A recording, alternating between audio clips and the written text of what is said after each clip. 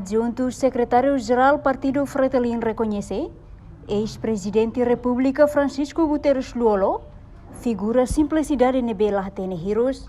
Adjunto secretário Partido Fretilin, Flávio Maria Guterres da Silva sentila contebes líder no superior diak e Partido Fretilin. Povo tomak hatene saudoso Luolo figura nebe hatudu simplicidade, no durante tina naruk nelaran sira serviço hamotuk e Fretilin, conhece diak saudoso, figura nebe calma, lá tene hirus e sempre kulia diak, hatudu oi midar ba emaselu, no sempre rona emaselu ni ideia ka opinião. Bem hira saudoso se assume pasta no dar presidente RDTL, molok atu foti decisão ruma, nia sempre tetu di dia consequência sira, também nia hakarak decisão nebe a favor ba povo, laos foto dan ba povo. Noi povo toma katene la presidente Luolo ne simplicidade. Presidente Luolo mas meida rona emaselu.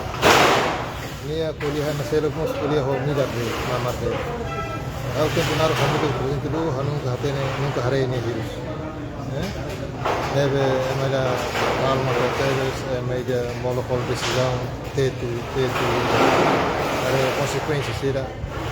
Nessa mas quando assume la basta nessa presidente da República, decisão serene sempre a mim que a decisão a favor nunca foi toda nova.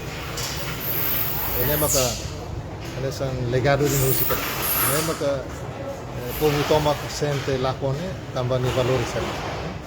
Portanto, ex-presidente da República Francisco Guterres Luolo termina nina jornada moris, hotinang hitunolo racing ida, ho di husikela nia fenka beng no oang nainhat, ho falecimento saudoso Luolo ne, husikela tristeza bot ba povo Timor-Leste, tamalakong ona líder resistência no importante ida, nebe uluk luta ba libertação nacional, saudoso husik is ikus iha loron ronolo racing ida, fulan junho tina rihun rua ronolo racing neng, ha foi halo tratamento intensivo e hospital Prince Court, Kuala Lumpur, Malaysia, no Mactoban saudoso to iha dili ia terça-feira, loron ronolo racing tolo fulan junho ne, ho avião aerodili, além de família, militante no simpatizante Fretilin, mos membro governo, membro Parlamento Nacional no entidade Siraseluk, basimo mate isin saudoso niang, e aeroporto internacional presidente Nicolau Lobato dele.